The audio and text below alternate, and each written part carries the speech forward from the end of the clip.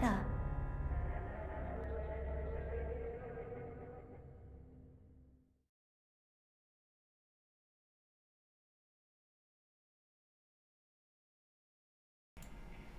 Hello, hello, and everybody. Welcome to the Talking in Stations Aftershow.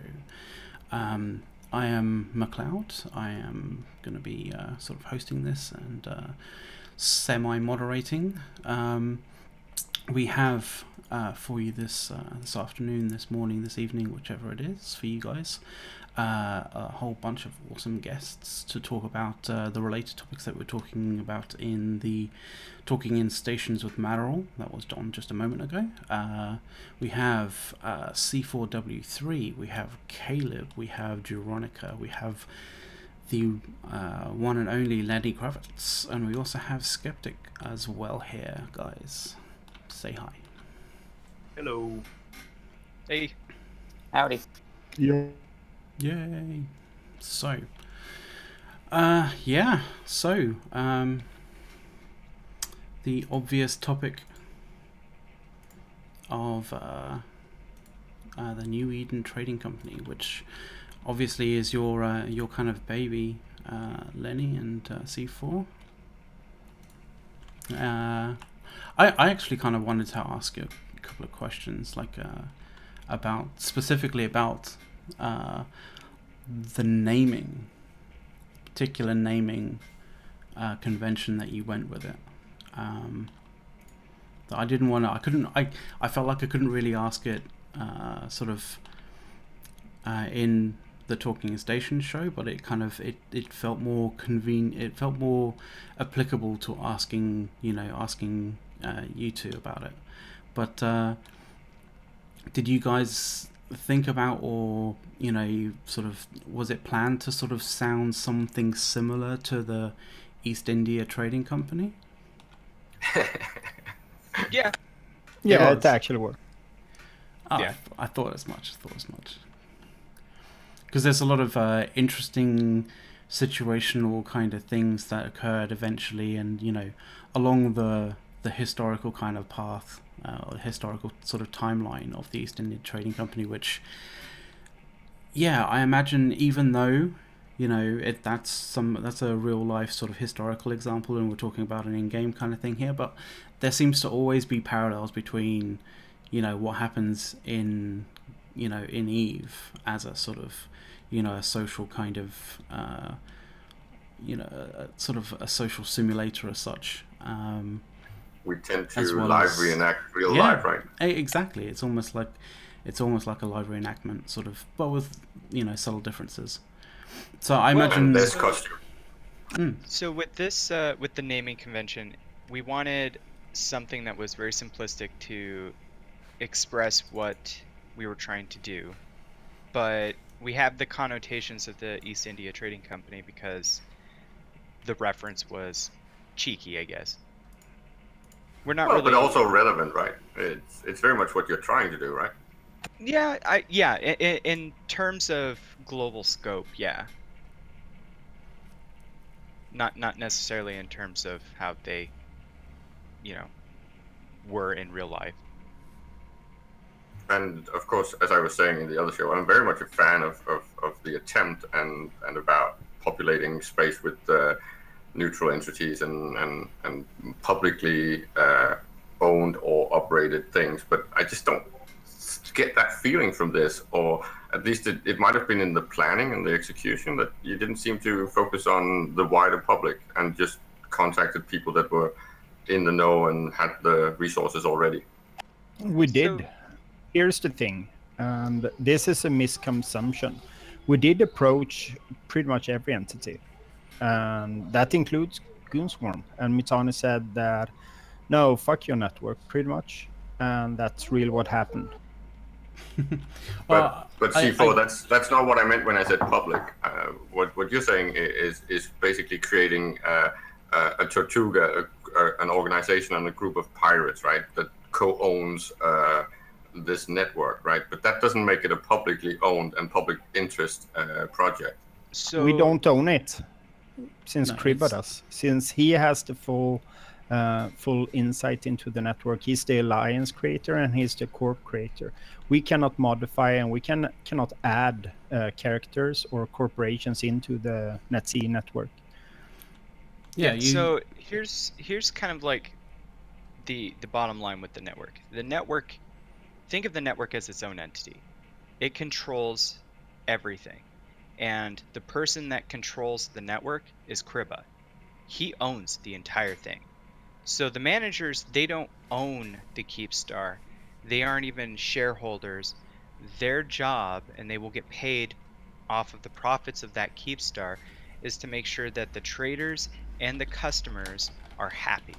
And that can be a full-time job depending on how busy that particular Keepstar is. And they're also in charge of making sure everything's fueled and everything is online.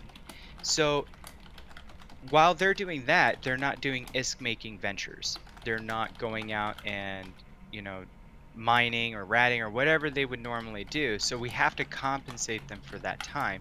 And we're doing that based off of a percentage of the income that Keepstar is making, because we want that incentive to be there to make that Keepstar successful. It will not be successful if they start screwing around and messing with other people. So they want to basically service everybody, regardless of political affiliations, because they will make the most amount of ISK by doing so. Then why didn't you make it a public project? Because with the current share system in EVE, if I gave you one share and you put in a vote to take ownership of that corp and no one's online to refute it, you can take ownership of that corp within 24 hours. And there's then you just split it into making sure that there's a holder that has 55% of the shares at all times. That's not really complicated. No, that's not how it works in EVE. I mean, it doesn't work that way.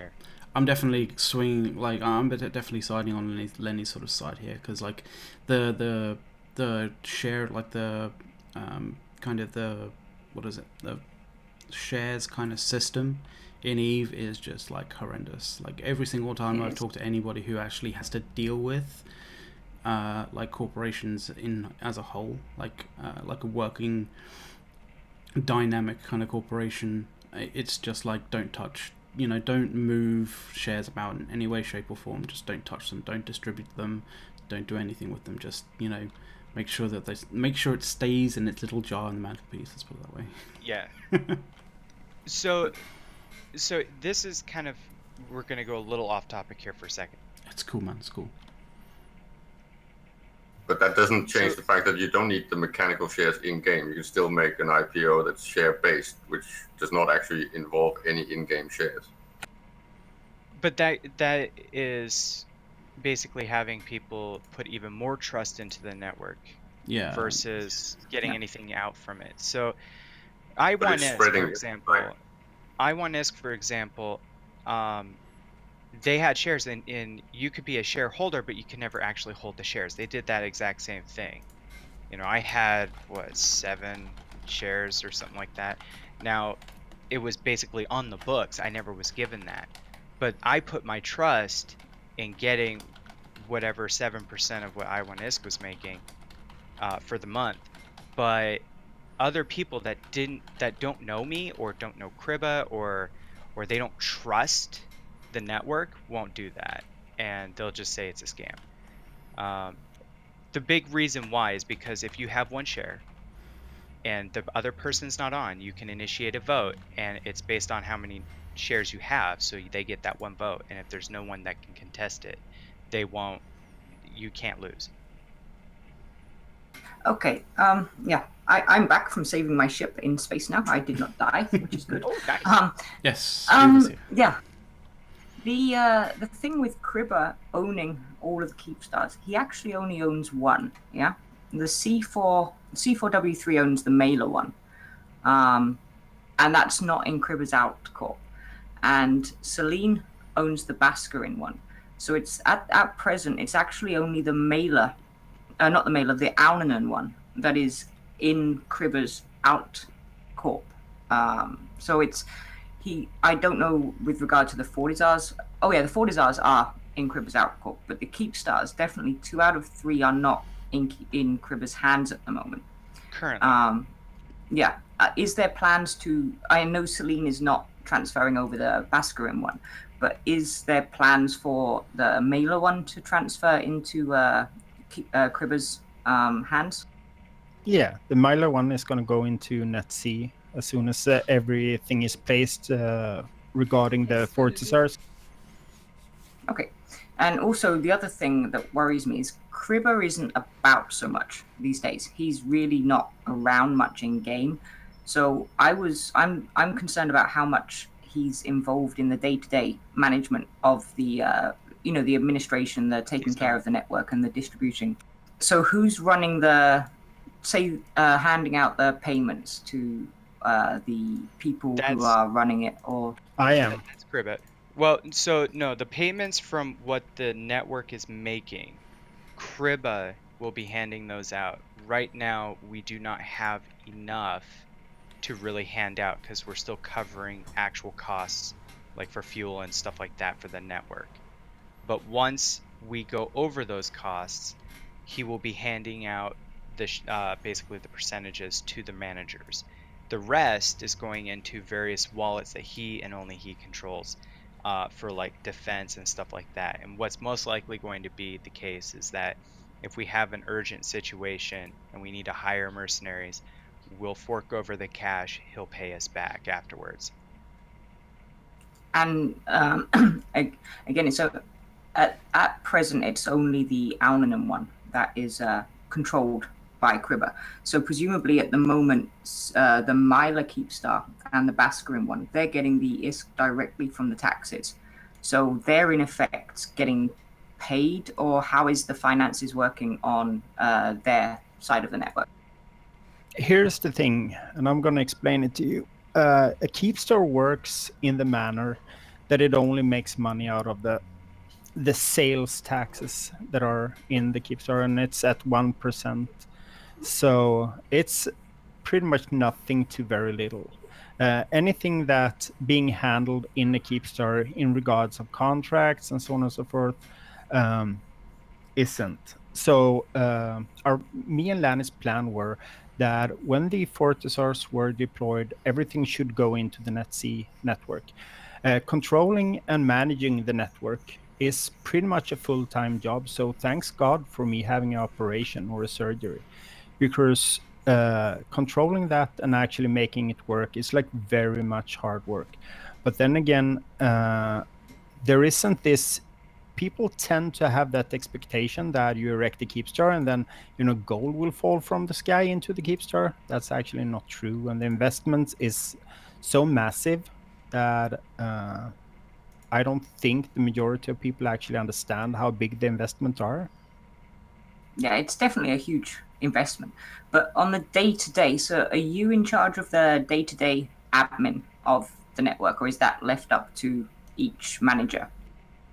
The goal is that each Keepstar that has a manager will manage the Keepstar and the leg that connects the Keepstar to another Keepstar.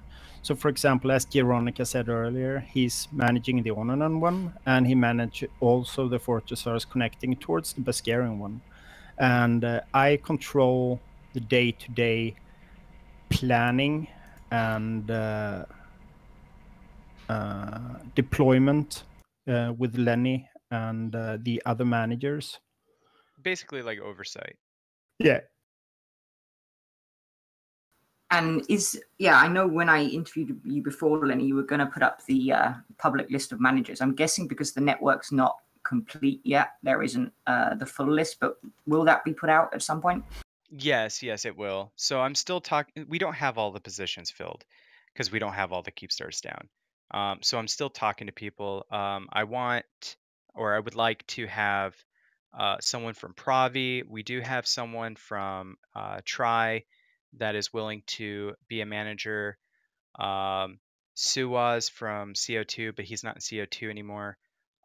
He's a manager, I think, also for the Anunanen. So we're gonna have 2 managers per Keepstar, aside from the Mercenary Coalition one. And it is going to be from either null-sec entities, low-sec entities, or traders that we can trust are competent and have good organizational skills. That's the big reason why we picked the people that we picked, because they've shown that they have the competence and the organizational skills and the willingness to see the network first above politics to drive this. Now, if we were to just put um, a random person in there, they may not care or they may not be doing a very good job, and that brings the entire network down. So we have to be fairly selective, but we're also trying to be very politically minded and not, have all PL or all goons or all one group. We're trying to spread it out as much as we can, but get the quality of people that we need. Yeah, I mean, I think as well as the day-to-day admin, one of the other questions that, say, traders or people who want to do building in the area will have is about the defense, because obviously for various reasons, no one turned up to defend the Jaina-led one. So are the managers also responsible for the defense of their Keepstar and the surrounding area, or is there an overarching defense team? So there will be a rapid response team. We're still putting it together, finalizing it. Basically, Mercenary Coalition, I've asked them if they would mind being the kind of the lead on that. So anything that happens goes through them, and then they work on getting at the very least a rapid response up. Now they don't have to put their people up, but the people we have available. And also, if it goes into a timer, then working with other groups, because I can't like try to manage the NetC trading tool development, the NetC network, and then also defense all at the same time. So I have to start distributing that kind of responsibility out. The managers, they're kind of like the warning, the siren that goes off when something's happening, and they let people know, hey, this is happening now. Can we get someone down to help? They're not expected to like rage ping their alliance or whoever to go and defend it. Now, if they do, that's super awesome, but they're not expected to do that. As far as the Janela Keepstar, we did have people ready to defend it. We had Try, Lumpy, I think even Waffles were all on standby. Mercenary Coalition was also on standby. The problem was is that when we saw how many goons came into the system and we didn't have enough additional support, we were expecting PL and NC Dot to come up, but they had other timers that they were dealing with, and they couldn't get wormholes down or back up. I can't remember which. It was not a viable option to basically go and defend the Keepstar. So it's not that we didn't have any, it was a strategic move on their part that they didn't want to lose all of their heavy assets without assurances that they would have a good chance of winning. So it's the whole Eve thing. Yeah. Well, and there is the other aspect of like a lot of times if if you're trying to put together a mission or like a an operation on the fly, it tends to it can go very badly wrong if it's rushed sort of thing. So I can imagine PL and NC dot kind of going, well, we need to dot the I's and cross the T's to make sure that all of our assets are moderately safe, if we need to get if we're putting them on the field sort of thing. Like, I mean, as safe as can be, for a combat operation, but Yeah, exactly. And honestly, this was a pretty good lesson. We completely spaced out the placement for Janela. It was a prime location prior to the jump range changes. But when we dropped it and I got pings from Pravi saying, why is this here? It's basically the cap range had moved over to where their staging was, and I was like, oh, well, crap, that's not doable. So we're not going to be placing one in Janela. We're going to have to place it somewhere else. But what we're trying to do is we're trying to position these keep stars the best we can to have a wide range of jump freighter coverage into multiple regions without cap and super cap coverage. And prior to the jump range changes, it worked out very well in various areas. Like Sturloin was a really good one. Janela was an excellent choice. But with that, now we have to modify, and we were focused on modifying the actual Fortizar chains to be in the most optimal placement that we can, so that you don't have like cancer. What do you call it? Jump fatigue. Yeah, there we go. Sorry, brain just decided to die on me. But yeah, you don't have cancer jump fatigue because you're making 2 extra hops or an extra hop that you didn't need to. So that was our mistake. We paid for it. It was, Yeah, pretty nasty. But on the flip side, I talked to one of the goon guys that I know who was leading one of the fleets, and they had a lot of fun. And sure, it sucked for me, but I look at it, I'm like, well, the 1,000+ people had fun killing a keepstar and got a really nice kill mail off of it. So. And didn't have to spend 6.5 hours each time doing it.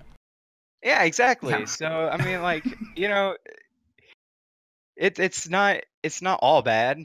Content is content, basically. Yeah. I mean, that's kind of one of the reasons why I thought, like, the showing, the amount of people showing up for the for that particular Keepstar, like, because I kind of feel like everyone suddenly realized, well, here's an opportunity of killing a Keepstar, but not, having to sit through 6.5 hours of, 6.5 hours 3 times in order to actually kill it. So, Yeah, I think people aren't in a hurry to do another M-Taco. That and Metani spam pinging it for, a day and a half kind of did the job also. Yeah. But, so, are you planning... Sorry, you go, Skeptic. I was going to say a day and a half. Are you talking about MTECO or are you talking about the other Keepstar? The Janelib one. I mean, isn't the anchor time only 24 hours? Yeah, but I mean, it was posted on Reddit a day and a half before. I saw the post on Reddit. I saw the post on Reddit. It was a screenshot of it anchoring, so it couldn't have been a day and a half. It had to be then 1 day, 24 hours. Yeah. Okay. That's cool. But he spam pinged it for a day then. Yeah.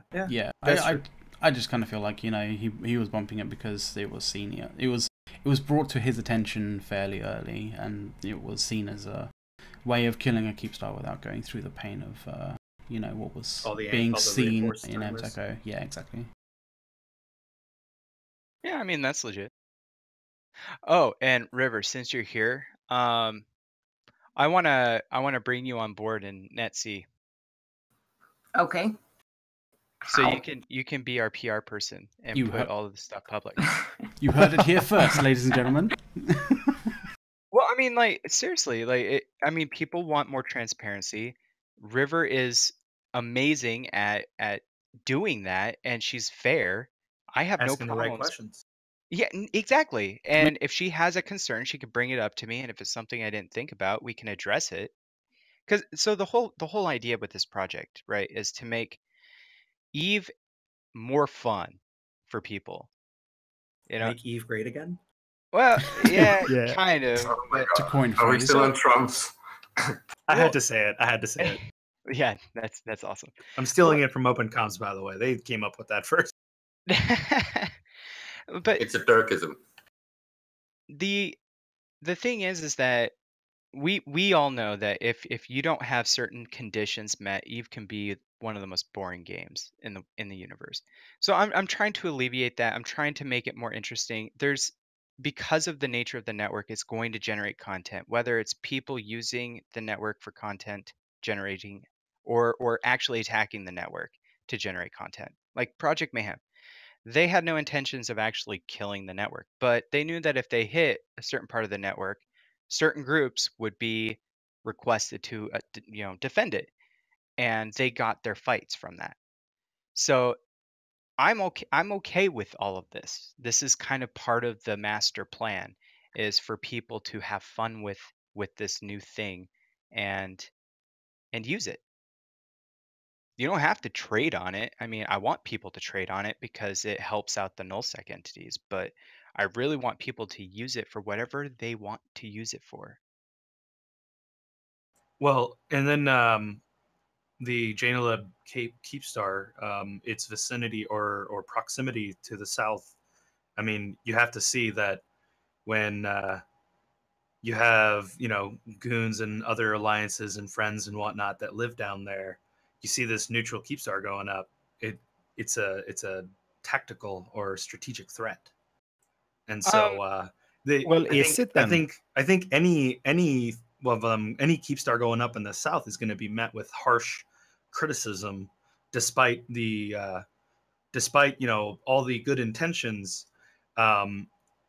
Anything that someone else can use is it's kind of like how CO2 evac to the Anunin Keepstar. Well, people can use that as a staging point to, say, attack anything in the south. But so can your friends. So here's the example that I like to give people. Let's say, and granted, the South is a lot different actually than the North in terms of geography. And Janela was, after the jump range changes, not a prime spot because of the capital range changes. But let's say we're back to the previous bit and a Nunanen, right? Let's say NC Dot and PL staged in a Nunanen to hit CO2 and test. Well, Project Mayhem and Snuff could also stage in a Nunanen. And as soon as PL and NC Dot undock, so do they. Well, what are you going to do? You can't, I mean, they're all tethered. It's a zero-sum game, basically. If they drop on a location, they find out, they counter drop. So it's not exactly advantageous to use as staging most of the time. And also, you know that they're going to be there. You know what their range is. So, you know, plan accordingly. So, but in terms of the southern part, Janela wasn't a prime location because it could be used very, very effectively against those entities for cap and super cap movements and stuff. So we are going to change the location so that the jump freighter ranges still cover the, you know, Pravi, Curse, Catch. Probably is going to envelop more of the Great Wildlands regions. And we're going to try to shift that capital range over more so that it doesn't touch those as much, or if at all.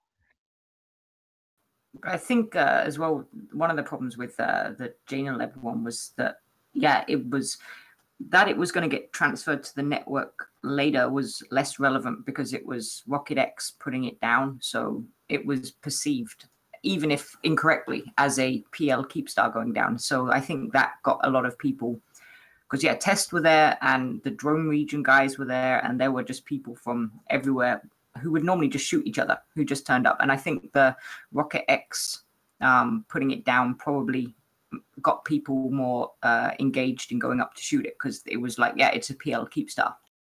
Oh yeah, for sure. And that again was our mistake and us being very, very dumb. I mean, there's no like sugarcoating it. Like, yeah, that shouldn't have happened. I do. So you are going to put. Oh, sorry, go for it. Yeah, you are going to put down another one, just not in Janeleb, yeah. Yeah, we have a replacement already. Yeah, you go, McLeod. Oh, I just wanted. What was the point I was going to make? Oh Christ. Oh yeah. I was kind of like I heard an inkling that that Rocket X actually was kind of a little bit like, did he actually drop it, like, or was it someone else in his kind of corp that dropped it? The C4? No, the Janeleb one. It was, my understanding is that Rocket X picked it up from somewhere and had to move it, and it wasn't himself that planted it, but it was someone in his corp. Because I I heard a rumor that he was actually quite annoyed that it went down in Chainlab, because it was kind of close to where he operates. Well, he's close to where he operates his sort of, like super hunting squad kind of thing. And he was like quite aggravated about the fact that, like, bearing in mind that it was meant to be sort of a safe haven for people moving supers, trading supers, that kind of thing, that being so close to where his kind of group is operating out of and hunting supers, that it would actually, prove to be very detrimental for the network, from a trading and, sort of general kind of like neutrality kind of basis. Yeah, I think Rocket is very protective of his area that he hunts supers in. So I think even if it wasn't the network, he, anyone who puts one down there, he's gonna not be happy about it. Oh yeah. So when my corp was evacing from Catch when Infamous imploded, we put up a Fortizar so that our super caps can go through. Where was it? It was not in Derelict. It was actually beyond Pravi space, like to the north. And he showed up and he started shooting it before we got all our stuff out, because it was in his territory. So yeah, he's very protective. I had to do a lot of negotiating with him to get it placed, and like you can't even move supers very effectively through the area because he doesn't want people to be able to easily do that. So the Fortizar chain to, it's not going to be Janelab anymore, but to Janelab was actually only going to be jump freighter friendly, meaning they would be within jump freighter range, but not within super cap range. And that was the only way that I could get him to agree to allow me to put one down. Yeah, I think that's another thing as well is that, as you've mentioned, there was the changes in jump range which kind of screwed the original Fortizar network, and there's a load of deprecated links on the network at the moment.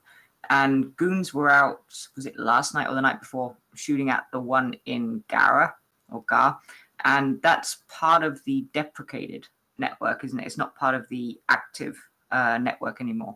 Yes, that is correct. I mean, so the only thing we're losing is a Fortizar, and the problem with that is that we can't unanchor it and move it somewhere else to be basically recycled. So you can't while it's at war. It takes 7 days. That's right. Yeah, it takes 7 days to unanchor, and you have the timers. So the next timer is like 5 days or something from now. So yeah, it would get exploded. But are you putting? Last time I checked in game on the Fortizar links, none of the new links have been put in yet. I guess that is kind of irrelevant now because Janelab exploded and Straloin isn't down yet. But are you going to put those new networks in, the new Fortizars? Is that the priority, getting the highway in before the keep stars go down? Yeah, that's generally what we try to do. It makes it easier because we can use the actual highway basically to move the keep star in place. So that's the interesting conundrum with Janelab. You can only move a keep star in a freighter, which means that in order to safely move that freighter, you need to Titan bridge it. And if you have the chain up, it's not that hard. It just takes a long time. But if you have a jump freighter friendly bridge and not a super cap friendly bridge, you don't have that range. So that was one of the other reasons why we gave it to Rocket X, because he knows the area, he lives in the area, he can move it safely. And how is the three keep stars that are up and running now? They've been running for a couple of months, and the Myla one and the Allen one have been running a bit longer. How is trade going through those at the moment? Well, here's the thing, and this is the part that people don't actually, understand or dispute. If you go to like EVE Online sell, or you look at the market and the contracts, pretty much all Super Cap and Titan trades are done in Myla or in Ononon.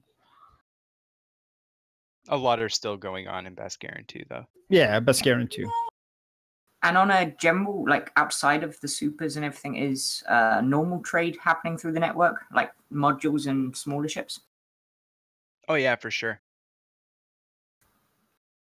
And we haven't even done the big seeding of all of those. So we have traders that are, well, Anunan has been seeded, just not as much as we would like. But that's going to happen probably in the next month. But we have traders that are going to be full on seeding the Keep Stars, and the pricing will be very comparable to Jita. So some of them will probably lose some money.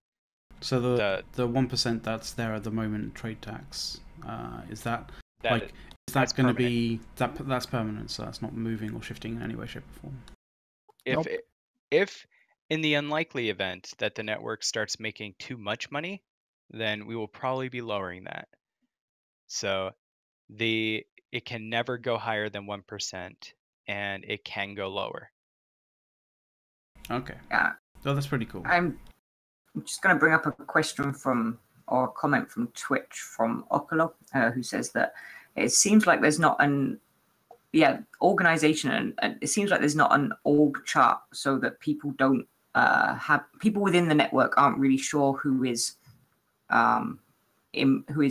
taking charge of, say, defense, or who they should speak to about stuff. And it seems that that seems to be one of the major stumbling blocks for the network. And I know that in projects this size, and this is a huge fucking project, that the administration is something that is often overlooked because it's not the glamorous part of the project. So do you have, or are you putting in place a proper organizational structure and administration? Yes. So basically we're going to have C4 and myself do the oversight for the network and making sure that everything is up, and the managers will make sure that their portion of the network is fully functional, so fueling and all that stuff. We do have a couple of individuals from PushX, I want to say, that, or it might be BlackRock, that have offered to basically fuel the entire network, and they will obviously get paid for that, and they just keep everything online. In terms of military, Mercenary Coalition is pretty much going to be our go-to peeps, mainly because them being a mercenary outfit, they have no political ties, really. If their current friends no longer meet what their vision is, then they're just going to, politely say their goodbyes. So they're this, not neutral, but they are a apolitical entity, and they are, how do I put it? They're very pro network because it brings a lot of stuff to Bascaran. Bascaran is like Rome, and that's how we set it up. All roads lead to Rome. So they're going to be assisting us with all of the military stuff. And what that means is that if the network gets attacked, they will ping people, they will help us set up contracts for defense and stuff like that, and we will pay that out, and they will manage that portion of it for us. So now I say MC, not Celine specifically, because he's one busy dude, but Mercenary Coalition, he may have someone else do that for us. Okay. I would kind of say, like, I mean, if there is a situation where, sort of, whichever kind of entity that you use ends up becoming a little bit politicized, right? Is there a kind of situation where you will more likely move to, request that a more kind of neutral entity actually be sort of responsible for the defense? Like, I'm saying this because who would that be? I'm just kind of wondering, because I'm saying, like, if you go back, like, say, 3 or 4 years in, like, probably about 2 to 3 years, like, in EVE's history, you can go back and sort of look at Pandemic Legion and say, well, to be honest, Pandemic Legion were very much a mercenary involved kind of group. They shot whoever paid them to shoot, sort of. So, but, when you kind of come, fast forward to today, like, a lot of people see PL as a somewhat politicized kind of group. Mercenary Coalition, although they have worked alongside certain groups, they were probably paid to work alongside certain groups, and they were completely fine with it. But in the situation where a group slowly kind of transforms into something that's a little bit more politicized, along one side or another, or with certain groups kind of thing, like, will you be looking for other kind of sort of defensive contracts or contractors kind of thing? Well, for us, it doesn't really matter who we contract. So, I mean, if I were to, let's say someone is attacking a Fortisar or a Keepstar or whatever, I'm more than happy to give a contract to Goons or whoever. For me, it doesn't. For me, it doesn't really matter. Here's the thing. Even though, like, I'm the CEO of Ray Cuckoo, that doesn't really, attach me to that regarding NetC, because for us, NetC is just a giant project where we just want to see, EVE expand and be actually player driven for us as players. For example, like Lenny said, we want, Rive for, PR.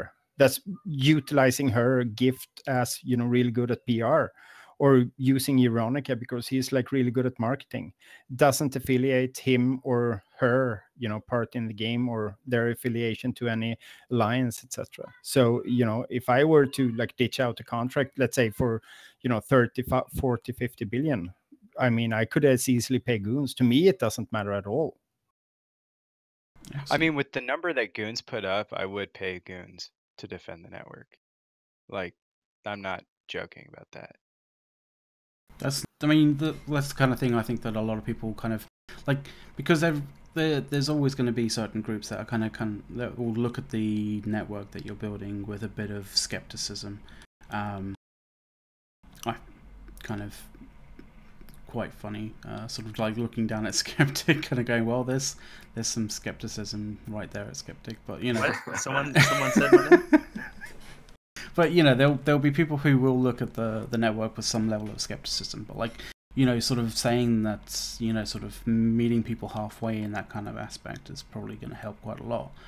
I did kind of want to like ask if people were to want to get an idea of what's going on with the network, with the group, with the kind of project, like, and see sort of like a bit more of the like internals in terms of like with you guys trying to be, with you guys like, at least I believe, wanting to be more transparent about like what's going on inside of it. Are you guys going to be setting up like a web portal for doing so, or have particular people that they would want to get in contact with in order to get that kind of information? Because I imagine, like, if Crib is going to be, sort of, having all the APIs and all the data kind of coming to him, sort of thing, I imagine, the amount of stuff that he could do with that in order to create, or in order to facilitate that level of I don't think transparency. That's his responsibility. I know, but it might not be his responsibility, but he's the one who has that level of, that amount of data, that level of kind of, that level of, being able to kind of go through and show the data to people who want to see it. So I might have been sleeping at the helm a little bit and not following up on every little detail, but I do think that there's a little bit of a misunderstanding about this whole Cripper thing, right? He's volunteered to be a third party and a trusted party in getting this project off the ground. I think people are getting the feeling that he's more invested in it than I have had any idea or any hint at, right? He's not said that he's spearheading this, or that he's a CEO of the network. He's just helping you guys actually run it as a third party, and not even that, right? You're wrong. So kind of. So he is CEO and he is the alliance creator of NetC. Yeah, that's only as a security, right? That's only for of security course. purposes. It's Well, not for the thing is, participation. The thing is, Caleb, like, although it may look as though it's just, you know, sort of he's on the you know, the paper as a sort of a nice kind of like, well, this is a legit business sort of thing, or a legit kind of project. But like at the end of the day, he has, you know, from the fact that he is CEO, that he is, you know, so the, you know, the CEO of the executive corp of the alliance kind of thing, that he does have the access. Is he absolutely the only person who is on the ACL? Yep. Okay. So then you have.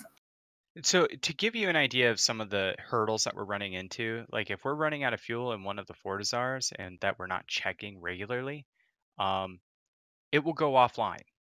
Like the Fortizar itself won't, but like the services will, because we didn't realize that it ran out of fuel, because we don't get the notifications. He does.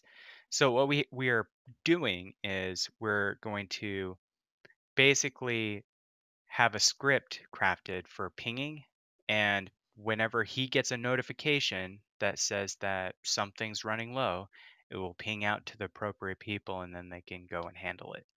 But that's the problem, is that because he has absolute control and no one else does, we're noticing some of these little small things that are coming up. And like the keep stars, we have people in them all the time monitoring them and stuff like that, so that's not really a big deal, because they can just open it up, take a look, and like, oh, okay, yeah, I need to put more fuel in there. It's the outreach part of the network that we're noticing that we're having problems with. So what I'm trying from inception, right? That's the fact that you have been rolling this out a little bit ad hoc, and I don't know. It's because where's all the plans? Where's all the documentation? Because you haven't shared any of the internal stuff at all with anyone. Well, they've shared it with something, you know, with some people. But like that's the thing. It's kind of like getting that level of transparency. But Reeve, you had something else to say? Yeah, the other problem is if Cribber actually is the only person who can do anything about access, there are a couple of problems with that. There's always the hit by a bus scenario. If there is only one person in charge and only they can give and take access, then if they are hit by a bus or if they disappear, like Cribber is less than, he's not always around as much as he was, say, a year ago, then there are problems with, who can do this event. If something real world were to happen to him, I think that he said he was going to talk to CCP on options. I will get back to him and see what came out of that, and we can identify like solutions for that. And that's a very real concern, right? That's legit. Like if he did get sick and was hospitalized for a month, I mean, yeah, we would have some pretty significant problems. So, but we've already looked into that. We already know that that is a problem, and we are looking into remedies for it. To go to what Caleb was saying earlier, it's not a matter of us doing this ad hoc. We had it planned out. The problem is that there are certain quirks with citadels that were not known, and so we are finding out. And you can't have your cake and eat it too in terms of security and having the luxury of getting notifications and stuff like that, because you have to have certain roles. And if you have certain roles, it gives you access to really weird things that could potentially allow someone to damage the network or screw people that are trying to use the network. So that's why we've clamped everything down, and we are going to have certain things in place to where we can get those notifications out appropriately and fast. So at the moment, you've rolled out a 5 to 10 trillion is project, right? I think that you might have been expected to start it a little bit slower than this and maybe see how it proceeded. And that's what I mean with ad hoc and a little bit rushed. Well, we've been rolling this out for what, 3 months? A good year? 4 months? The No, planning no. is a year. The planning was started not a year. It was basically the idea came up March, and then planning started maybe June, and then we started actually producing Citadel's. Oh crap, we were producing Citadel's let's see, a month or two after they came out. Yep, I just have another question. The goons were shooting at the Gar Keepstar this week, a few days ago, and I looked at the Z-kill when that was happening, and there was actually people killed by the Keepstar, by the Fortizar, sorry. So was that Cribber gunning the Fortizar? No, that was a gunner. And is that gunner one of the managers, or if not, who gave him the roles to gun the Fortizar? That's Geronica that was gunning the Fortizar. Okay. So the only one that have moderation access to the access list is Cribber. And there is gunners at each Keepstar, because you have a vulnerability window at each Keepstar and Fortizar. To manage that without actually, I don't know, living at your mom's basement, having her food brought down, you need 3 people, 4, 5, 6 people each day to actually, be in the Keepstar/Fortizar. So each Fortizar and Keepstar has gunners, but none of them have edit access to the ACLs. If that makes sense. I mean, that And makes so- sense. Like, you can't expect any one particular person to be up 24 hours a day, 7 days a week to gun. Like, because, I mean, it's just too much of an ask for anybody. Like, Yeah, I was just wondering because I know Veronica was outside in a Tristan, but he was actually in a meeting that day, which was why he wasn't actually doing anything. So that's why I was asking about who was gunning the Keepstar. Yeah, I think it was Veronica. The Fortizar. Mm-hmm. Yeah, Fortizar, yeah. Okay. It wasn't me anyways. So, but we have the gunners are added to the access list by Crib. No one else can add gunners to the ACLs. oh, he may have added some gunners to the ACLs, like, at some point, but like, the fact of the matter is, like, it needs to be defended in some way, shape, or form. Just so long as the person who's gunning or person who's being put on it doesn't have access to the other ACLs, obviously. So Correct. So yeah, I was kind of thinking about wrapping this up, bearing in mind that we have gone somewhat to 10 minutes a little over what I was expecting to, but I didn't want to sort of curtail the conversation that we were having. So like, any last minute kind of questions, comments, that kind of thing from any of you guys right now? No, I have one for River. Did you accept the job I will That's a have to proposal live on stream. That's so unfair. Yeah, I will have to have a chat with you in Discord. I'll ping you and we'll have a chat. Okay. I'd like to say that I really hope that you guys succeed to some extent, at least, because this is something that I've been wanting to see for a long time. I just think that the rollout seemed to have been a little bit chaotic, and I'm not sure where you're going to end up. I kind of feel personally that, like, sometimes, it's all great having a plan as to how to actually sort of go about rolling out something like this, but, like, anybody who does any kind of, like, sort of planning, like real world planning and implementation of anything, knows that, like, you can plan all you want. you can plan for months and months and months on how to do something, but it's only when you actually get it out into the real world or out into the sort of the live environment that like certain things hit you sideways, certain things you don't plan or don't expect. So as much as I can understand that, Lenny and C4 and all the rest involved were planning this for a month or so, like before it actually kind of before you guys hit the go button. A lot of people kind of know that when you plan, like you can plan all you want, but like when it goes live, things can kind of go a little sideways on you. You need to kind of you need to backpedal, you need to make make some changes to the plans, and I think that's pretty much what's been kind of going on. Does that sort of sound similar to what you've been having to deal with, Lenny? Yeah, pretty much. I mean, we've had some real world hiccups with some of our members, so it's a lot of adjustments had to be made to accommodate for people that needed to take a break, or they had real world stuff that they needed to deal with. And honestly, those type of hiccups i'm totally down with, because Eve is game, real world takes precedence over everything.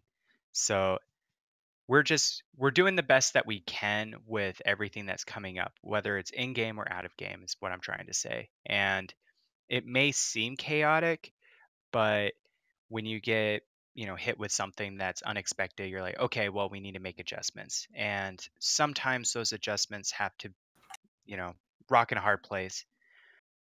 It's just one of those things. Oh yeah, I totally get that. Anyway, this pretty much wraps up the the Talking in Stations after show for the Christmas period. I think this is the last one, obviously, for the Christmas period, until after the Christmas period, obviously. Merry Christmas, everyone! Merry Christmas. Have a great holiday period, Christmas period, whichever you whatever fashion that you want to celebrate it. Stay tuned for there's actually a fair few kind of shows coming up on this channel a little later on tonight. There's the Undead Zone that will be coming on, and there'll also be the what is it? The Meta Show. The Meta Show. Yes, the Meta Show. It's got a very interesting lineup of guests. Yes. I can talk on that real fast if you'd like. Go for it. So today we have a rather large number of Alliance leaders as guests. And the list I have so far is Elise Randolph, Captain Patrick Archer, Sapporo Jones, Vince Draken, Equinox Delius, Sister Bliss, Turcanius, Runon Dax, Nikita Van Gogh, Voronek, and Carneros. And the hosts obviously being the Matani and the Big Red Boat. So it's looking like it's going to be pretty interesting. Exciting. Yeah. I mean, if there was ever a show to sort of to watch to see how the intricacies of the crazy game of EVE Online that we all play can get, and how to manage and deal with all of that, it's that show.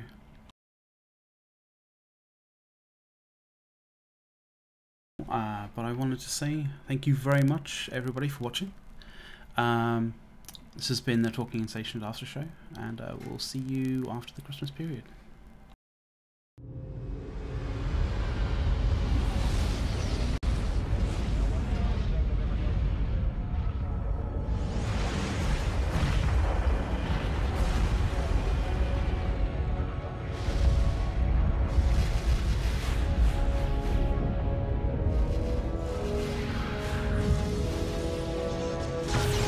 That was very nice posted, McLeod. Awesome.